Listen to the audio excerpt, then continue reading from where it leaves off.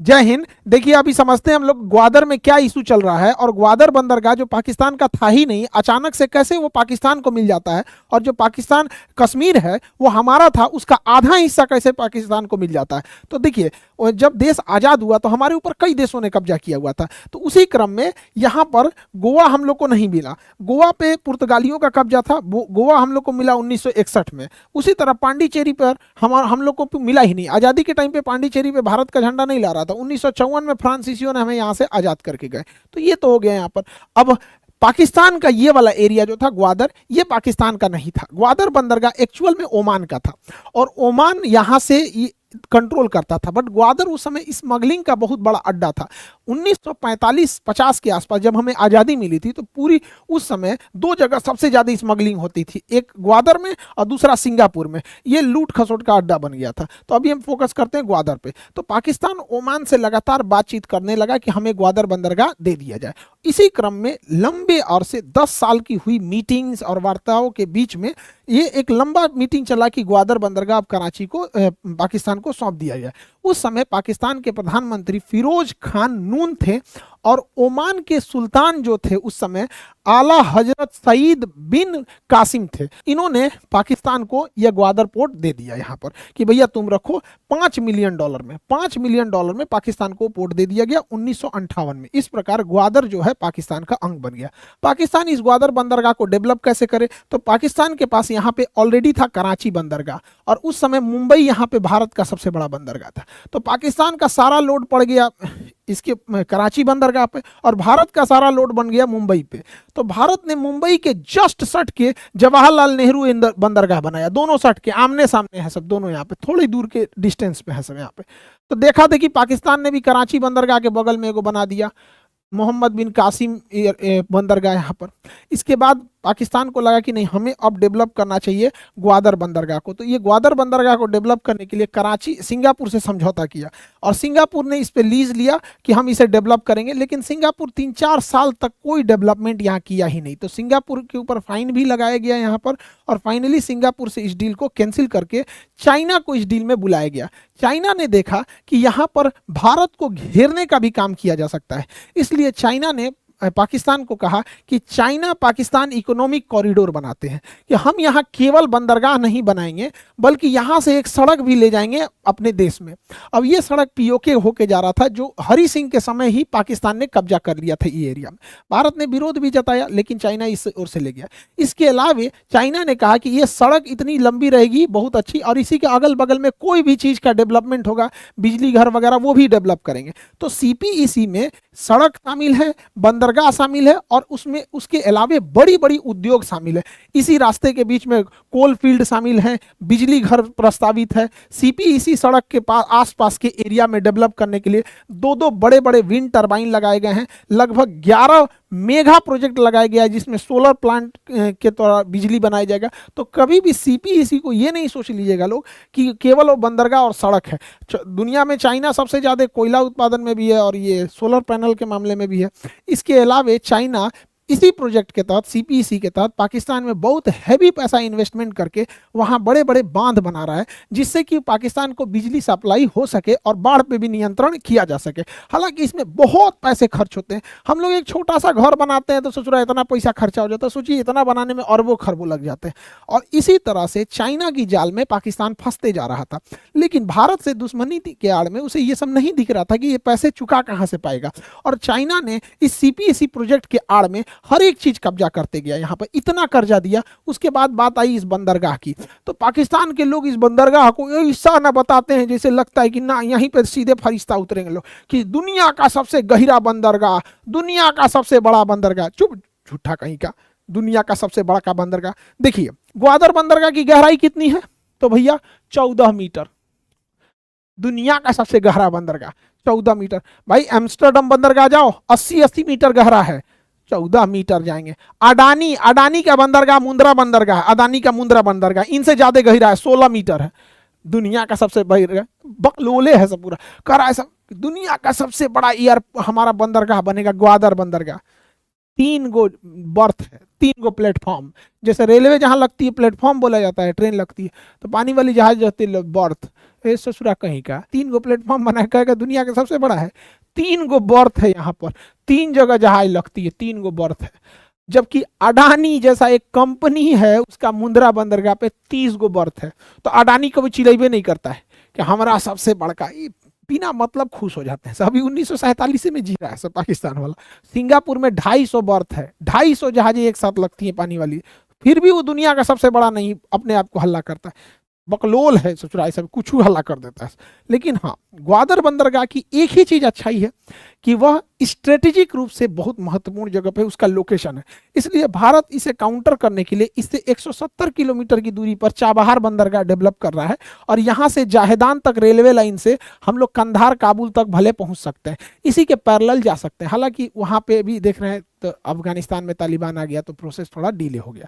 तो ये हो गया आपका ग्वादर बंदरगाह। यहाँ पर पाकिस्तान इस सीपीईसी प्रोजेक्ट में, जिसमें ये बंदरगाह भी शामिल था, ये सड़कें भी शामिल थी, इसके अलावे बिजली घर, पन बिजली परियोजना, thermal power plant, solar power plant, industrial area, multinational cities कई जो बनाया गया था, उसके लिए पाकिस्तान ने चाइना से कर्जा लिया। 5 लाख करोड़ रुपया कर्जा लिया। इससे तूने ऐसा ना कर्जा लिया सर कि जीरो लिखते लिखते गायब हो जाएगा। और चाइना को ये बात पता था कि इन लोग से कहियो 5 लाख रुपया कर्जा नहीं दिया पाएगा तो ये बंदरगाह हथिया लेगा। जैसे श्रीलंका नहीं दे पाया तो चाइना ने कहा ठीक है मत दो श्रीलंका, हमारा तुम्हारा ये हम्बन टोटा बंदरगाह हम 99 साल के लिए ले लेते हैं। वैसे ही इन लोगों से भी नहीं दिया पाएगा पैसा कहियो तो इन लोग से भी कहेगा ठीक है हम तुम्हारा ये ग्वादर बंदरगाह ले लेते हैं, भूत उतर जाएगा इन लोग का। 5 लाख करोड़ कर्जा लिया है। अच्छा, इसके पास विदेशी मुद्रा कितना है, इसके पास पैसा कितना है? पाकिस्तान के पास 40,000 करोड़।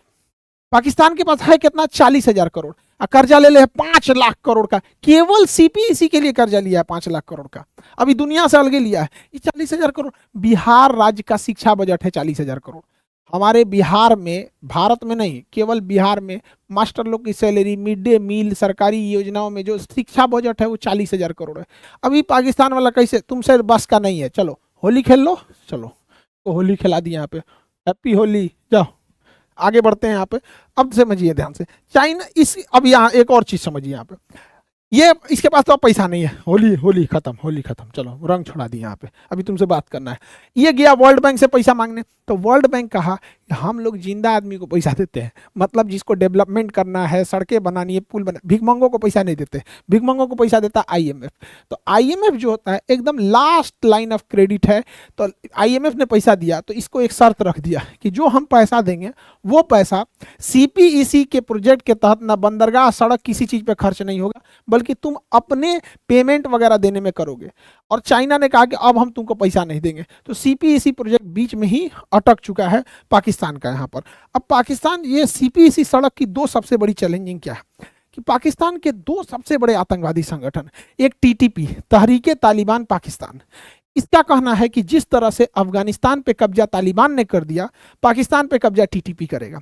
टीटीपी यहाँ पर जिसको मन करता है मार देता है। यहाँ पर अभी कुछ दिन पहले मारा, यहाँ पर जो भी चाइना के वर्कर होते हैं वो तो ऐसे ही पहचान में आ जाते हैं, सब खड़े सुतल रहता है, आधा आंखिए खुलता है, उनको मार देते हैं। तो यहाँ कोई चाइनीज वर्कर काम करने वाला नहीं चाहता ही नहीं।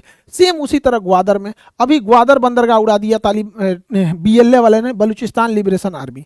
अब देखिए पाकिस्तान का सबसे बड़ा राज्य है बलूचिस्तान, जिसकी राजधानी क्वेटा है। यहाँ सबसे ज़्यादा खनिज है, कोयला है, तांबा है, सोना है, पेट्रोलियम है, सब इधर ही है। लेकिन यहाँ के लोगों को पाकिस्तान वैल्यू ही नहीं देता है। दूसरा, यहाँ एक धर्म के लोग पाए जाते हैं अहमदिया मुस्लिम, वो कहते हैं कि हम मुसलमान हैं, पाकिस्तान कहता है तुम मुसलमान नहीं हो।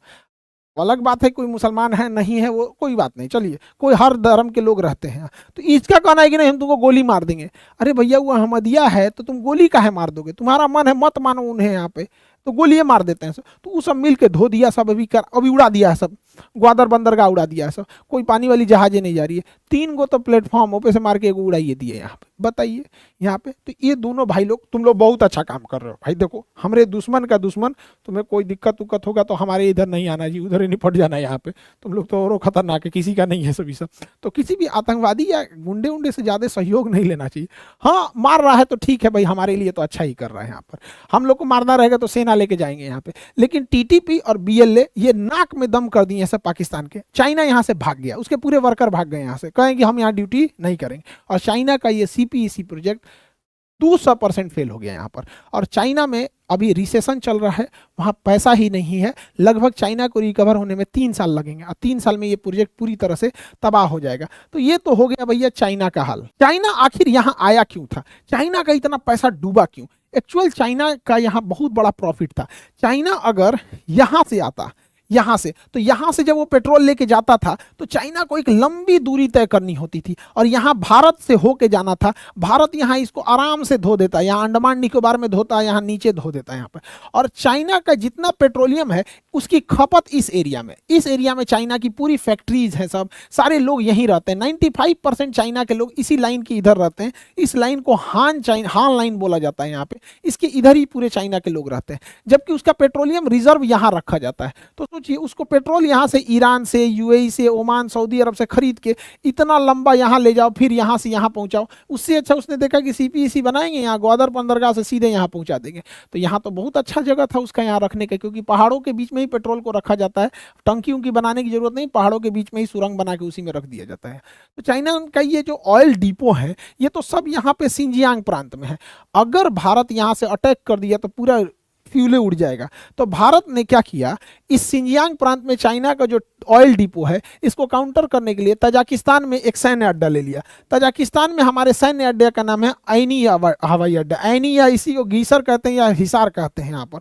यहाँ फॉरखोर एयरबेस नाम है यहाँ पे हमारी वायुसेना है यहाँ पर। और यहाँ से वायुसेना अगर अटैक कर दी तो सारा इनका फ्यूल सिस्टम की सप्लाई ये तहस नहस हो जाएगी। तो ये तो हो गया, हम लोग इंटरनेशनल लेवल पे हमेशा ये समझिए कि एक तरह का छुपा छुपाई के खेल होते रहेगा, कभी चाइना काउंटर करेगा, कभी हम करेंगे यहाँ पे। लेकिन चाइना थोड़ा पैसे से मजबूत हो रहा है यहाँ पे, टेक्नोलॉजी वाइज में भी। तो ये तो एक इंडिया के बाहर की ये सब सिनेरियो है कंडीशन में। अब बिहार में सिनेरियो देखिए, बिहार में BPSC ने टीचर की परीक्षा कराई, TRE 1, TRE 2, TRE 3। TRE 3 की परीक्षा होने से पहले ही उसका आंसर आ गया बाहर, उसकी जांच हुई तो पेपर लीक की यूपी से जुड़े तार प्रयागराज, वाराणसी और लखनऊ में लिंक मिला। अब झारखंड में भी पेपर लीक हो गया JPSC का, उसका लिंक देखिए कहाँ बंगाल मिल रहा है कि उड़ीसा मिल रहा है। ये क्या हो रहा है, होड़ तोड़ लग रहा है। यूपी ने कहा कि पेपर लीक होता है, देखो यूपी RO का, यूपी पुलिस का, बिहार में भी लो TRE 3 और बिहार पुलिस। उधर झारखंड भी क्यों पीछे रहे? अब बिहार में जांच कर रही है इस पेपर की EOU, इकोनॉमिक अफेंस यूनिट, ये बिहार का ED है एक तरह से समझिए। तो इसने क्या किया, BPSC के अधिकारियों को पकड़ लिया कि अधिकारियों ने ही अपने पेन ड्राइव का कोड दिया था। ये बताओ भाई अधिकारी लोग, आप लोगों से हाथ जोड़ के विनती है कि विद्यार्थी बड़ी मेहनत से पढ़ाई करता है, हम लोग को भी बड़ा थक जाते हैं लोग पढ़ाते पढ़ाते, चाहे जैसा हो, मन रहे पढ़ाने का, तबीयत ठीक रहे ना रहे, रोजा में आदमी झूल जाएगा ना तो ऐसे झुक के पढ़ाएगा टेक लेके कि हाँ बच्चों पढ़ो, और बाद तुम लोग ऐसा अधिकारी जो ऐसा रद्द करके पेपर निकाल बाहर कर दे तो मनोबल टूट जाता है यहाँ पे। यूपी का भी यही हाल था, ARO का भी पेपर लीक हुआ था। खैर अभी तो UP PCS का जो एग्ज़ाम था उसको तो जुलाई में पोस्टपोन कर दिया गया, चुनाव के मद्देनज़र इतना ज़्यादा बीच में था। UPSC को भी पोस्टपोन किया गया, जून में लेके गए लोग यहाँ पर। तो उसके जो इलाहाबाद के सेंटर है उस पर भी अब क्लासेज स्टार्ट हो जाएंगी। इलाहाबाद में 2 सेंटर हैं, एक UP PCS का जो ऑफिस है उसके जस्ट सामने है, तो जितने बच्चे इंटरव्यू देने आएंगे वो सामने ही आपका है, वहाँ आप लोग की पूरी व्यवस्था रहेगी। पहले सड़क पे खड़े रहते थे तो अच्छा नहीं लगता था, इसलिए ठीक इसके सामने ही ले लिया गया। वहाँ से अपना चाय पानी पीजिएगा, आराम से आशीर्वाद लेंगे और जाके एकदम झंडा गाड़ के आइएगा उस साइड में, फिर सामने आके हमसे मिलिएगा। तो 2, एक तो यहाँ है, दूसरा क्लास कहाँ है, तेज बहादुर रोड में, सिविल लाइन के पास ही एक तेज बहादुर रोड है। तो एक UPSC के जस्ट सामने UP PCS के यहाँ पे भी एडमिशन स्टार्ट हो गए हैं। लेकिन बाबू लोग जो इलाहाबाद सेंटर पे है वहाँ पे इतनी भीड़ मत लगा दो लोग, वहाँ से सेंटर से कॉल आ रहा है कि सर यहाँ पर कंट्रोल नहीं हो पा रहे हैं। बाबू मेरे, वहाँ पर हम लोग परेशान हो जाएंगे सेंटर के लिए, जब बताएंगे तभी वहाँ जाएंगे लोग, इलाहाबाद के जितने लोग। बाकी हम सारे चीज़ों को आप लोग को, इलाहाबाद में भी UP PSC का है, RO का है और UPSC का, सारे चीज़ों का क्लास स्टार्ट कर देंगे। और देहरादून में NDA वाले, देहरादून में NDA से एयरफोर्स वाले लोग, पटना में तो है ही आपका ऑनलाइन है, ये देहरादून में सजदारा रोड में ये कोचिंग है, सजदारा रोड में। तो आप देहरादून में जाएंगे जब वहाँ पर, तो सजदारा रोड में आपका एनडीए का भी क्लास हो रहा है। बाकी आप लोग मन लगा के पढ़ाई कीजिए। एनडीए सीडीएस वाले लोग, बहुत खुशी होती है जब आप लोग लेफ्टिनेंट कैप्टन बन के कुछ आते हैं, तो बड़ा देख के खुशी होती है। ऐसे ही फ्यूचर के जो डॉक्टर, इंजीनियर, जेई, नीट, सारे लोग मन लगा के पढ़ाई कीजिए और अपने अपने माँ बाप का सपना पूरा कीजिए और जल्दी से जल्दी इस विद्यार्थी जीवन से छुटकारा पा के जाइए। आई होप आप पूरा टॉपिक समझे होंगे। मिलेंगे नेक्स्ट क्लास में। जय हिंद।